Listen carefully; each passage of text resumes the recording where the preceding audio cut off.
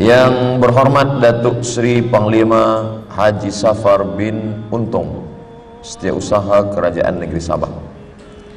Yang berhormat Datuk Haji Ruslan bin Muharram, Pembantu Menteri kepada Ketua Menteri Hal Ehwal Agama. Sahibus Samahah Datuk Mufti Hafizahullah wa saddada khutbah. Hadirin hadirat, muslimin muslimat, semuanya insyaallah dimuliakan Allah Subhanahu wa taala. Amin ya rabbal alamin. Tajuk kita cinta negara. Cinta menurut bahasa Arab, makna cinta adalah mailul qalbi ila syai'i. Hati condong kepada sesuatu. Itulah cinta. Banyak perempuan, ada Fatimah, ada Aisyah, ada Khadijah, ada Syaimah, ada macam-macam nama, tapi yang teringat satu nama saja, maka itu disebut dengan cinta. Mailul qalbi ila syai', hati condong kepada sesuatu. Banyak sport sukan, ada bola sepak, ada golf, ada macam-macam, tapi hati condong kepada salah satu saja, maka orang akan berkata ini hobi saya. Hobi dari kata hub. Hub adalah cinta. Apakah kalau orang sudah cinta kepada manusia, kepada benda, kepada sesuatu, macam mana cinta boleh membuat orang lupa kepada yang lain? Itu yang dikatakan Nabi SAW, al-hubbu yu'mi wa yusim. Cinta boleh membuat orang buta, boleh membuat orang peka, mohon maaf, tuli. Jadi yang paling susah kita nak bagi nasihat itu adalah pada orang yang sedang jatuh cinta. Orang yang jatuh cinta susah menerima nasihat, sebab bila kita bagi tahu, dia tak ada nampak yang lain, yang dia nampak hanya yang dia cinta saja. Bila orang sudah jatuh cinta, maka dia boleh gila. Seorang lelaki jatuh cinta kepada seorang perempuan.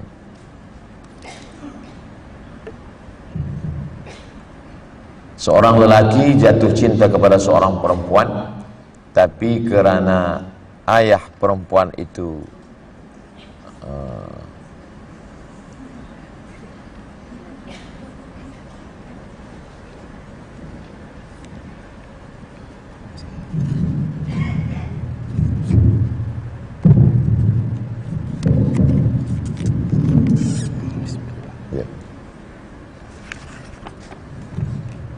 sebab kita tadi sebut pekak, tuli, cinta, dia betul-betul tak terdengar. Dia nak sedang uji kita, betul ke cinta? Ada seorang lelaki bernama Qais. Qais ni jatuh cinta kepada seorang perempuan. Perempuan tu bernama Laila. Maka manakala Qais ditanya orang, dia sedang berada di tepi laut. Qais, apa yang engkau sedang tampak? Kata Qais, aku sedang melihat Laila. Padahal yang dia tengok laut. Jadi nanti bila nampak orang duduk tepi laut, dia terjun ke laut, itu dia memang dia cinta pada Laila. Apa yang kau tengok tengah malam wahai Qais? Kata Qais, yang aku tengok adalah Laila. Padahal yang dia tengok bulan. Begitulah rupanya orang kalau sudah jatuh cinta. Walaupun pada akhirnya Qais tak jadi menikah dengan Laila, sebab ayah Laila tak bersetuju. Akhirnya Qais gila, maka disebutlah dia dengan Laila Majnun.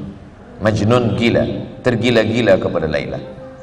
Suatu ketika orang bertanya kepada Qais,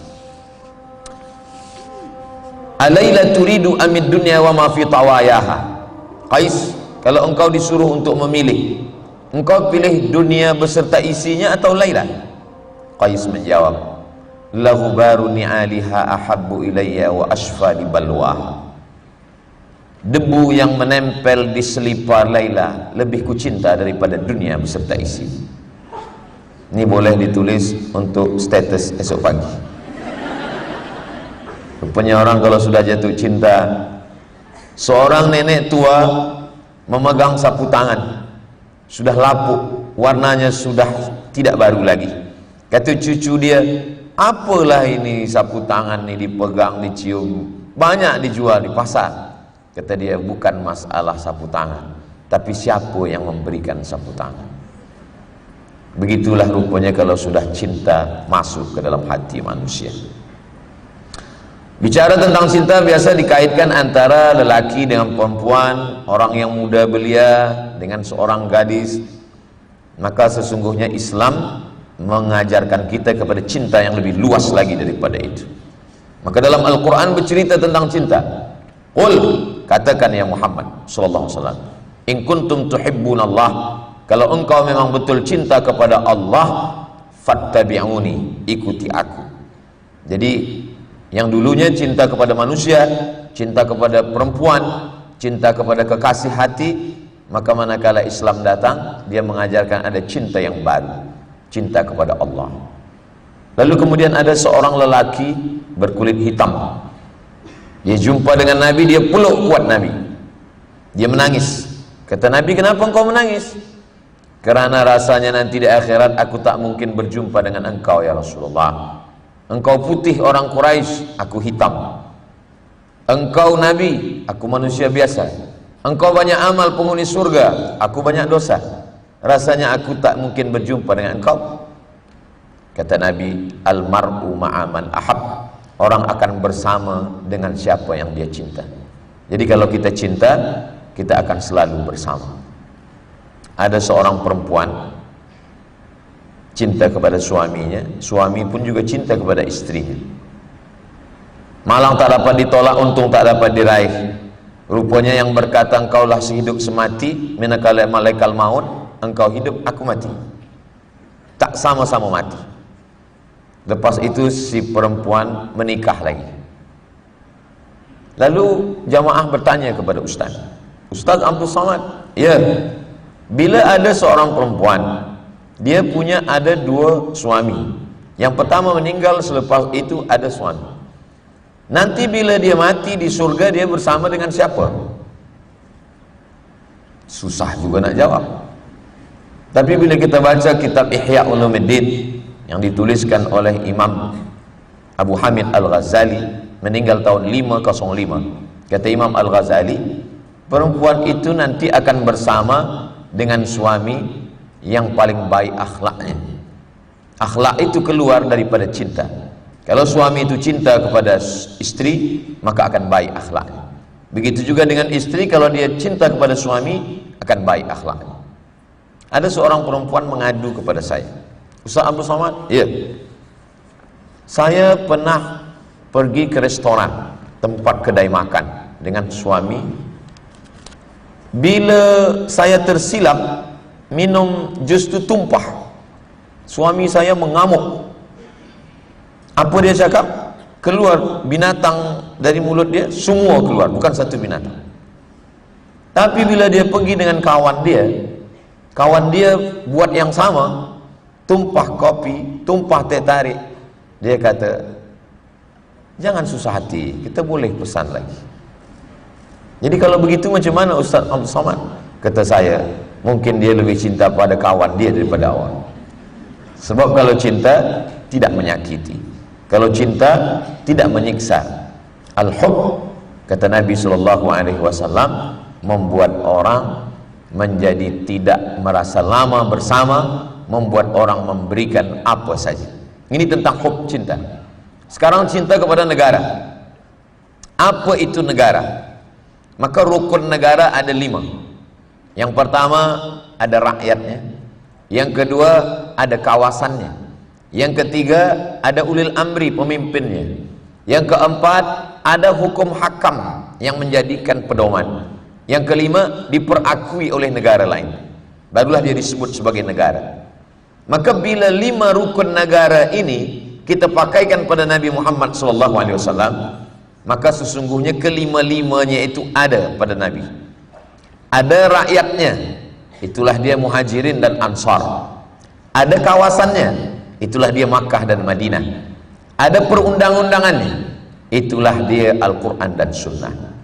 Ada ulil amrinya, itulah dia Nabi Muhammad SAW, Abu Bakar, Umar, Talhah, Zubair, Aisyah, Usamah bin Zaid, Abdurrahman bin Auf, Zaid bin Sabit. Ada sekretari, ada yang menulis, ada translator yang menerjemahkan khutbah-khutbah Nabi, itulah dia Zaid bin Sabit. Lalu kemudian diperakui oleh negara lain, maka Nabi mengirim surat kepada penguasa Mesir yang saat itu bernama Jirjis, panggilan dia Muqawqis. Nabi berkirim surat kepada penguasa Mesir, Nabi berkirim surat kepada penguasa Persia, namanya yang dikenal dengan Syahid Syah, raja segala raja, Kisra namanya. Nabi berkirim surat kepada raja Rom yang bernama seorang Hirqal, dalam tulisan Arab Heraklius kata orang putih. Artinya Nabi berkirim surat kepada mereka dan mereka memperakui kepemimpinan Nabi Muhammad sallallahu alaihi wasallam. Walaupun dia tidak menyebut dirinya presiden, dia tidak menyebut dirinya malik, dia tidak menyebut dirinya sultan, tapi sesungguhnya para orientalis, orang yang meneliti tentang Islam, 5 rukun negara itu ada pada diri Nabi Muhammad sallallahu alaihi wasallam. Dan di Madinah tidak hanya orang Islam, di situ ada Yahudi Bani Nadir, ada Yahudi Quraizah, ada Yahudi Qainuqa, ada Yahudi Khaybar.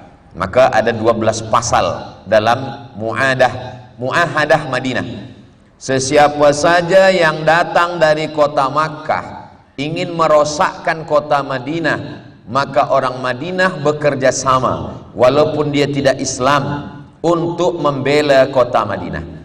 Sesiapa saja yang datang dari kota Makkah ingin mengganggu orang Madinah, terjadi perang, maka semua pembiayaan uang untuk perang ditanggung oleh penduduk Madinah walaupun dia tidak Islam. Maka konsep bernegara yang paling sempurna adalah yang dibuat Nabi Muhammad sallallahu alaihi wasallam. Bahkan demokrasi yang pertama, ketika Nabi Muhammad sallallahu alaihi wasallam meninggal dunia, maka pada saat itu masyarakat bermusyawarah di satu tempat yang bernama Saqifah Bani Sa'idah. Nanti bila kita sampai ke kota Al-Madinah Al-Munawwarah, Masjid Nabawi sebelah kiri, tengok di sebelah kanan, ini satu taman yang dibiarkan tiada binaan, tak ada hotel, tak ada apa. Ada tanam-tanaman bunga yang cantik dan indah. Tempat itu bernama Saqifah Bani Sa'idah. Disitulah Nabi Muhammad SAW diceritakan oleh para sahabat, saat Nabi meninggal dunia, sahabat berkumpul di sana untuk bermusyawarah. Demokrasi pertama dalam sejarah dunia. Ketika itu orang Madinah ingin supaya yang menjadi pemimpin menggantikan Nabi Muhammad itu adalah seorang yang dari suku Aus, panglima perang dari suku Aus.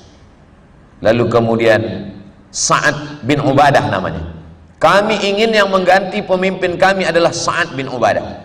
Sedangkan orang Makkah mengatakan kami ingin yang menggantikan Nabi Muhammad, bukan pengganti Nabi, tapi pengganti sebagai pemimpin ulil amri. Yang menggantikan Nabi adalah Abu Bakar Siddiq, yang menggantikannya adalah Umar bin Khattab. Maka saat itu mereka membacakan hadis Nabi, Al-A'immah min Quraisy, pemimpin itu dari Quraisy. Sahabat membacakan hadis yang lain, Minnal amir wa minkumul wazir, yang menjadi amir pemimpin adalah orang Quraisy, yang menjadi wazir penolong-penolongnya, pembantunya adalah dari kalangan yang bukan Quraisy. Maka dengan demikian Sa'ad bin Ubadah pun kalah, yang menang adalah Umar bin Khattab. Musyawarah pertama di dunia untuk mengangkat pemimpin dengan cara wa amruhum syura bainahum.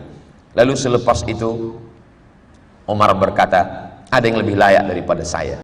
Yang lebih layak itu adalah Abu Bakar Siddiq.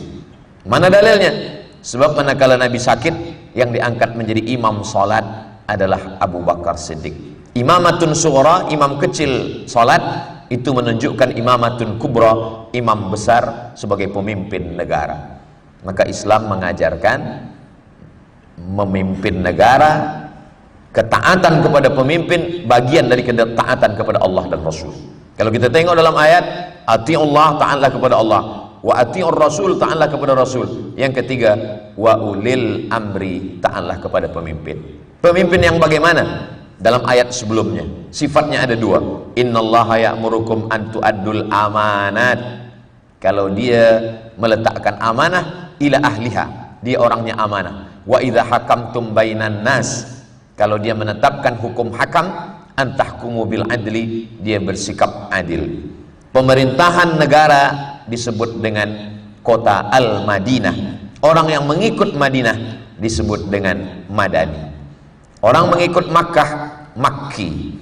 Orang mengikut Madinah, Madani. Orang mengikut Mesir, Misri. Orang mengikut Maghrib, Maghribi. Orang mengikut Sabah, Sabahi. Jadi apa yang kita ikut? Jadi kalau ada orang bertanya, apa makna Madani? Madani maknanya mengikut tarikh, hadarah, peradaban Islam yang ada di Al-Madinah Al-Mudawwarah. Ketika Nabi SAW melepas pasukan, apa kata Nabi? Di zaman itu 1400 tahun yang lalu, kalau orang berperang, ratakan semua dengan tanah, bakar rumahnya, hancurkan semuanya. Tapi Nabi diutus, wama arsalnaka illa rahmatan lil alamin. Kedatangan dia menjadi rahmat, kasih sayang bagi semesta alam. Satajiduna rijalan fis sawami. Nanti kalau kamu bertemu dengan orang-orang yang berada di church, gereja, tempat ibadah yang tidak Islam, jangan kamu ganggu mereka, kata Nabi. Satajiduna rijalan fis sawawi. Kamu akan bertemu dengan mereka, la ta'ridu lahum, jangan ganggu mereka. La ta'qiranna nakhlan, jangan cabut pokok kurma. La tahdimu buyutan, jangan hancurkan rumah. La taqtulu sabiyan murdi'an, jangan bunuh budak kecil yang sedang menyusu. Wala syaikhan faniya, jangan bunuh orang tua yang tiada berdaya. Ini baru ada pada kesepakatan Geneva dari United Nations. Bangsa-bangsa di dunia membuat kesepakatan, kalau berperang tidak boleh membunuh orang tua, tidak boleh membunuh perempuan yang mengandung, tidak boleh membunuh budak kecil. Itu baru setakat 100 tahun yang lampau. Sebelum itu orang kalau membunuh berperang, habis semuanya, dibakar, dihancurkan, diratakan dengan tanah. Tapi negara yang diajarkan Nabi Muhammad SAW adalah rahmatan, menjadi rahmat bagi semesta alam. Dan itu berterusan. Sampailah kita tengok bagaimana ketika Islam sampai ke Mesir. Sampai hari ini Kristen Koptik masih ada di Kaherah. Masa saya belajar di Kaherah, masih ada Pope yang dipimpin oleh, waktu itu di Alexandria, pusat peradaban mereka berada di kota Alexandria. Mereka tidak ikut yang ada di Vatikan karena mereka punya kepemimpinan sendiri. Waktu itu namanya adalah Sinoda, Baba Sinoda III. Maknanya apa? Islam tidak pernah menghilangkan walaupun berbeza keyakinan. Islam dengan ayat yang jelas, wala ana abidum ma'abattum wala antum abiduna ma'abud lakum dinukum waliyadin. Jadi kalau ada orang menggambarkan dalam bentuk gambar-gambar mengejek Nabi Muhammad SAW membawa pedang, sesiapa yang tidak bersesuaian dengan dia pancung kepalanya, bunuh saja, maka sesungguhnya itu hanyalah cara Allah supaya orang makin belajar Islam. Apakah betul macam itu Islam? Bagaimana konsep negara yang diajarkan Nabi Muhammad SAW? Akhirnya muncullah orang-orang yang menulis tentang Nabi Muhammad.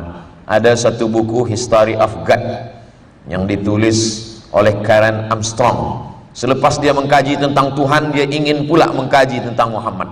Maka dia tulislah History of Prophet Muhammad, peace be upon him. Buku itu menjadi bestseller. Semua orang membaca. Mereka tidak sebagai seorang muslim, tapi sebagai seorang kemanusiaan. Yang mau dilihat adalah bagaimana kemanusiaan seorang Nabi Muhammad SAW. Maka seorang lelaki dari Amerika bernama Michael H. Hart menetapkan 100 orang paling hebat di dunia, dan yang pertama sekali dia buat adalah Muhammad SAW. Lalu kemudian pemerintah Mesir mengundang Michael H. Hart untuk datang ke Kairo untuk menyampaikan. Mereka mengadakan dialog. Kenapa engkau membuat Muhammad nomor 1? Seandainya yang menulis buku ini Abdul Somad, dia tulis Nabi Muhammad nomor 1, mungkin dia ingin dapat syafaat, ingin masuk surga. Tapi ini tak ada hubung kait sekali dengan Islam. Kenapa kamu buat? Sebab banyak pemimpin tidak sempat berkuasa, sudah meninggal dunia. Ambil contoh Nabi Musa alaihissalam. Nabi Musa membawa 600.000 orang-orang Israel dari Mesir, dia selamatkan dari pembunuhan Fir'aun. Belum sampai ke Palestina, dia sudah meninggal dunia. Perjalanan itu diteruskan oleh murid Nabi Isa alaihissalam, diteruskan oleh murid Nabi Musa alaihissalam. Tapi Nabi Muhammad SAW dia sempat berkuasa, dan yang mendapatkan rahmatnya bukan hanya kawan, bukan hanya muslim, tapi seluruh manusia mendapatkan rahmatnya.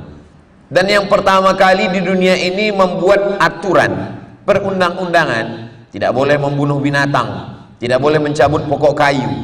Itu yang pertama kali adalah di kota Makkah dan Madinah. Bila kita sampai ke Bir Ali, kita mengatakan labbaik Allahumma umrah, labbaik Allah. Bila kita naik pesawat dari Malaysia sampai di atas Bukit Yalamlam, lalu semua pembimbing haji umrah kita mengatakan kita dah sampai di atas miqat, maka sila berniat haji dan umrah, labbaik Allahumma hajja. Bila kita sampai ke Makkah, ke Madinah, kita tak boleh membunuh binatang, kita tak boleh mencabut pokok kayu, kita tak boleh mengganggu orang. Semuanya menjadi haram. Maka tanah itu disebut dengan tanah haram. Yang di tempat lain halal, berburu halal, mencabut pokok kayu halal, tapi bila dah sampai di sana, dia menjadi haram, menjadi sesuatu yang terlarang. Jadi bila orang mengkaji tentang Islam, bagaimana cinta kepada negara, cinta Nabi SAW manakala dia terusir dari kota Makkah menuju kota Madinah, naik dia ke atas bukit, dia pandang kota Madinah, dia pandang kota Makkah menuju Madinah. Apa kata Nabi SAW? Akhrajuni minki, mereka menghalau aku dari engkau. Wahai kota Madinah, wahai tempat lahirku, wahai tanah airku, akhrajuni minki, aku sudah terusir dari kampung halamanku, mereka yang sudah menghalau aku. Lau ma akhrajuni minki ma sakantu ghairak, seandainya aku tidak diusir dari engkau wahai Makkah, aku tidak akan meninggalkan engkau. Itu salah satu dalil bahwa kita mencintai kampung halaman, tanah air, negara tempat kita tinggal. Cinta yang bukan hanya setakat cinta membabi buta, tapi ada yang kita perjuangkan.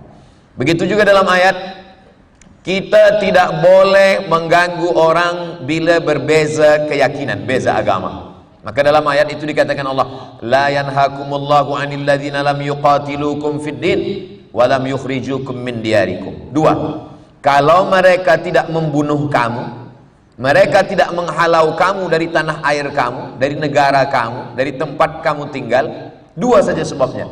La yanhakumullahu 'anil ladzina lam yuqatilukum, mereka tidak membunuh kamu, wa lam yukhrijukum, mereka tidak menghalau kamu dari negara kamu. Maka kamu balas mereka, antabarruhum, buat baik, wa tuqsitu ilaihim, bersikap adillah pada mereka. Ayat ini bukan kepada orang Islam, tapi kepada orang yang tak Islam. Ya Rasulullah, bagaimana kalau mereka orang tidak Islam itu bersama dengan kami? Maka keluarlah ayat ini sebagai jawaban. La yanhakumullahu 'anil ladzina lam yuqatilukum fid din. Kalau mereka tidak memerangi kamu, tidak membunuh kamu, walam yukhrijukum min diyarikum, mereka tidak menghalau kamu dari negeri kamu. Antabarruhum, buat baiklah pada mereka. Wa tuqsitu ilaihim, bersikap adillah pada mereka. La yajrimannakum syana'anu qaumin 'ala alla ta'dilu. Jangan hanya kerana berbeza lalu kamu tidak bersikap adil. Diulang Allah dua kali, i'dilu, bersikap adillah. Wa aqrabu littaqwa, adil itu mendekatkan diri kepada takwa kepada Allah Subhanahu wa taala. Maka keluarlah ungkapan, bukan hadis Nabi, ini kata-kata hikmah, hubbul watan minal iman. Cinta kepada tanah air, cinta kepada negeri, cinta kepada negara adalah bagian daripada iman. Kenapa bagian daripada iman? Sebab iman itu banyak. Al-imanu bid'un wa sab'una syu'bah. Iman itu 73. Iman itu 3 bid'un, 3 sampai 9. Iman itu 3, 5, 6, 7, 8, 9 sampai 73 cabang. Jadi ibaratkan pokok kayu, dia bercabang-cabang dari 3 hingga 73 cabang. A'laha, yang paling tinggi, la ilaha illallah. Wa adnaha, yang paling rendah, imatatul adha anit tariq, membuang sesuatu dari jalan. Jadi kalau membuang sesuatu dari jalan pun dianggap sebagai iman, maka cinta kepada negara juga bagian dari iman. Kenapa? Karena kalau tiada negara, kita tidak boleh mendapatkan pendidikan yang baik. Kalau tiada negara, kita tak boleh melaksanakan sholat, haji, zakat dengan baik. Kalau tidak ada negara, kita tengok sekarang bagaimana Ukraina dengan Rusia, bagaimana peperangan yang masih ada di Palestina. Untuk melihat Palestina tidak perlu menjadi muslim. Untuk memahami masalah Palestina tidak perlu menjadi muslim, cukup menjadi manusia saja. Menjadi manusia, insya Allah sudah paham Palestina. Menjadi manusia tanpa harus berpikir saya muslim, kamu tidak, saya Yahudi, kamu tidak. Maka di antara orang-orang Yahudi itu sendiri pun masih mengatakan kami Yahudi, muslim saudara kami. Yang jahat berperang itu adalah Zionis, karena Zionis adalah sebuah gerakan politik. Maka ada beberapa kelompok Yahudi yang tidak ingin dipersalahkan dengan masalah Palestina. Tidak perlu menjadi muslim, cukup menjadi seorang manusia untuk paham masalah negara, memberikan keamanan, memberikan keselamatan. Maka dikatakan cinta negara. Apa bukti cinta? Paling tidak bukti cinta itu ada 3. Yang pertama, man ahabba syai'an aktsara min dzikrihi. Kalau orang cinta kepada sesuatu, dia akan selalu menyebut dan mengingat-ingatnya. Kalau cinta kepada Nabi Muhammad, kita selalu sebut Allahumma sholli ala Sayyidina Muhammad wa ala ali Sayyidina Muhammad. Kalau cinta kepada manusia, orangnya selalu kita sebut-sebut. Saya jumpa budak kecil, kata dia, Ustaz Somad selalu ada di handphone mak saya. Macam mana boleh? Rupanya dia tengok ada tazkirah. Ayah awak tahu, alhamdulillah. Apa maknanya? Cintanya bukan kerana yang lain, tapi kerana Allah, kerana mendengar tazkirah, karena ingin tahu mana halal, mana haram, mana makruh, mana mubah, mana sunat muakkad. Maka kecintaan kerana Allah Subhanahu wa taala. Ahabba syai'an, kalau kita cinta, aktsara min zikrihi, selalu diingat, selalu disebut. Cinta kepada Allah, subhanallah, alhamdulillah, la ilaha illallah, wallahu akbar, la haula wala quwata illa billah. Walaupun orang memuji kita, yang kita ingat tetap Allah. Awak bukan main, masya Allah, handsome, Allahu akbar. Anak awak ni cantik, subhanallah, masya Allah, tabarakallah. Kita selalu mengkaitkannya dengan Allah, bahwa kita tak punya apa-apa, tiada daya, tiada upaya, yang punya ini hanyalah Allah. Itulah yang kita katakan dalam pagi, petang, siang dan malam. Alhamdulillah, segala puja-puji hanya milik Allah. Di awal salat semuanya kita serahkan pada Allah. Inna salati wa nusuki wa mahyaya wa mamati lillah. Kerana kita cinta pada Allah. Di akhir salat semuanya kita balikkan kepada Allah. At-tahiyatul mubarakatuh salawatul tayyibatu lillah. Bila kita cinta kepada Nabi, selalu kita sebut-sebut dia. Kita sebut, kita ingat dia. Allahumma salli ala Sayyidina Muhammad wa ala ali Sayyidina Muhammad. Jumpa orang bersalaman, Allahumma salli ala Sayyidina Muhammad wa ala ali Sayyidina Muhammad. Dalam solat itu sendiri nama dia kita sebut. Assalamu alayka ayyuhan nabiyyu wa rahmatullahi wa barakatuh. Allahumma salli ala Sayyidina Muhammad wa ala ali Sayyidina Muhammad. Makanya kadang seorang istri bertanya kepada suaminya, betul ke awak cinta dengan saya? Ya. Kenapa tak pernah sebut nama saya? Dia minta, sebab dia tak percaya. Mungkin bagi orang Asia tak sama dengan orang Europe, Amerika. Bila dia suka dia cakapkan, bila dia suka dia tunjukkan. Orang kita mungkin ada segan, ada malu dalam hati saja. Akhirnya dia marah, kalau engkau tak percaya, belahlah dadaku. Apa ada di dalam? Nama orang lain. Maka sesungguhnya kalau kita suka, kalau kita cinta, salah satu tandanya kita selalu menyebut-nyebutnya. Alhamdulillah, saya selalu disebut-sebut orang. Ustaz Somad kemarin di Kuala Lumpur. Betul. Ustaz nanti ada tazkirah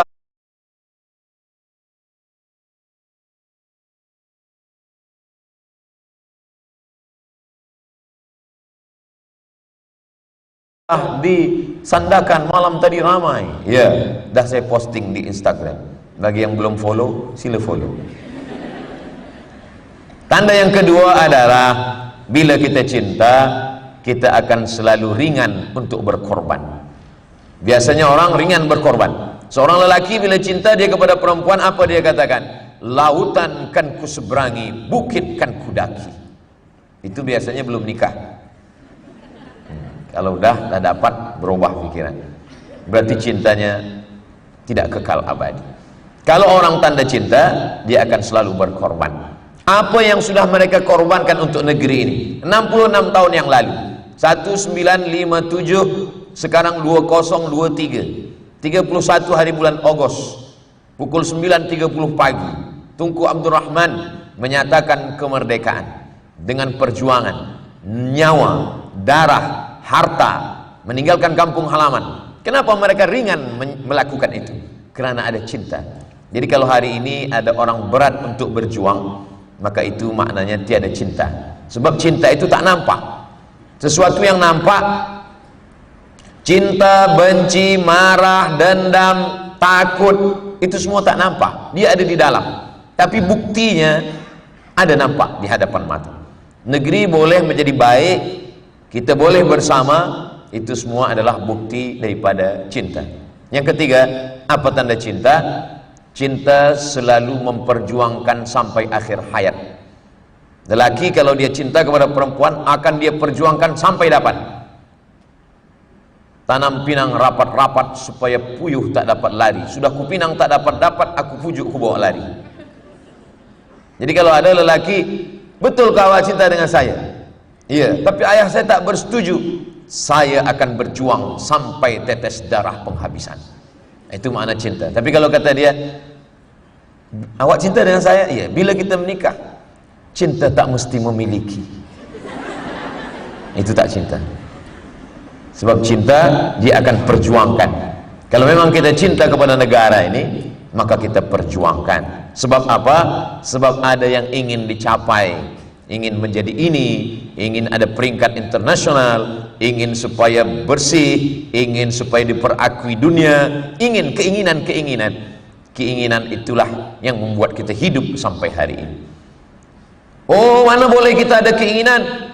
Kita ini adalah orang yang akan mati. Memang betul kita akan mati, tapi kita mesti ada keinginan. Tak boleh keinginan Ustaz Abdul Samad. Muslim tidak boleh ada keinginan. Bila ada keinginan berarti takut pada mati. Coba tengok bagaimana Nabi Muhammad SAW manakala menggali parit waktu perang Khandaq. Ini ada seorang lelaki dari Persia, nama dia Salman Al-Farisi. Kata Salman, ya Rasulullah, ada tak wahyu yang turun untuk menetapkan strategik kita berperang melawan orang Makkah? Kata Nabi, belum ada wahyu turun. Kalau begitu saya ada idea ya Rasulullah. Apa ideanya? Kita gali parit panjang. Kira-kira kuda tak boleh melompat dari Makkah sehingga kita aman di kota Madinah. Oh, kalau begitu kita gali, kata Nabi. Maka digalilah parit yang panjang. Selepas itu manakala mereka menggali, besi itu mengena kepada batu, memancar cahaya. Kata Nabi, pada cahaya yang pertama aku tengok, aku pandang kalian akan membebaskan Yaman. Cahaya yang kedua kamu akan membebaskan Syam. Cahaya yang ketiga kamu akan membebaskan Rom. Apa makna ucapan Nabi? Selepas Nabi SAW meninggal, ketiga negeri ini maka menjadi Islam. Yang pertama Yaman, inilah sekarang negeri Islam Yaman. Yang kedua Syam. Syam itu sekarang sudah menjadi 4 negara. Palestina, Suriah, Lebanon, dan kemudian Jordan. Lalu kemudian kata Nabi, aku melihat cahaya yang ketiga, aku nampak Rom. Ada yang mengatakan Rom itu adalah Konstantinopel. Kata Nabi, la tuftahannal Konstantiniyah, kamu akan merebut Konstantinopel. Wa ni'mal amiru amiruha wa la ni'mal jaisyu dzalikal jais. Panglimanya panglima yang terbaik, tenteranya tentera yang terbaik. Namanya sama dengan Nabi Muhammad. Itulah dia Muhammad Al-Fatih. 700 tahun selepas Nabi meninggal. Manakala hadis itu sampai kepada seorang lelaki bernama Abu Ayyub Al-Ansari, umur dia 80 tahun. Apa hadis yang berkata itu? Kata Abu Ayyub, la tuftahannal Konstantiniyah, Konstantinopel akan direbut. Maka Abu Ayyub Al-Ansari umur 80 datang ke Turki. Dia tak dapat merebut, tapi dia ingin supaya kalau berjumpa dengan Nabi, dia sudah melakukan sesuatu. Maka di antara sahabat Nabi yang kuburnya ada di Turki, di Istanbul, adalah Abu Ayyub Al-Ansari. Makamnya di bawah pohon kayu yang besar. panjang umur sehat badan, berziarah ke Masjid Abu Ayyub Al-Ansari. Semangatnya kenapa? Karena cinta. Orang umur 80 tahun pun akan tetap semangat karena cinta. Jadi cinta membuat orang bersemangat. Jadi kalau nampak ada orang yang luar biasa, ada kemungkinan dua. Pertama, sedang jatuh cinta. Yang kedua, jatuh cinta lagi. Seorang muslim, maka dia cinta kepada negaranya. Dengan cinta negara itulah dia akan terus berjuang. Dengan cinta negara itu dia membuktikan kepada dunia. Tapi membuktikan kepada dunia, dunia akan sirna. Membuktikan kepada Allah subhanahu wa ta'ala. Saya sudah lama menyampaikan tazkirah cinta kepada negara. Hari ini saya sampaikan di negara sahabat saya, kawan saya yang dulu sama-sama belajar di Kahera. Banyak sekali saya tidak merasa asing, bertetangga, berdekatan. Yang dulunya adalah kerajaan-kerajaan Melayu. Kami berasal dari Sumatera, lalu kemudian berpisah dengan nama yang bermacam ragam selepas 100 tahun belakangan. Tapi sebenarnya masih lagi dalam satu rumpun, diikat dengan dua ikatan. Ikatan pertama, ikatan Melayu. Ikatan yang kedua adalah ikatan Islam. Bagaimana kalau orang itu tidak Melayu, tidak Islam? Maka sesungguhnya kita diikat dengan ikatan yang ketiga, sama-sama manusia. Tidak Melayu, tidak Islam, tidak manusia. Kita diikat dengan ikatan yang keempat, sama-sama makhluk ciptaan Allah subhanahu wa ta'ala. Makanya andai dia bukan manusia, bukan Melayu, bukan Islam, tetap juga kita disuruh berkasih sayang.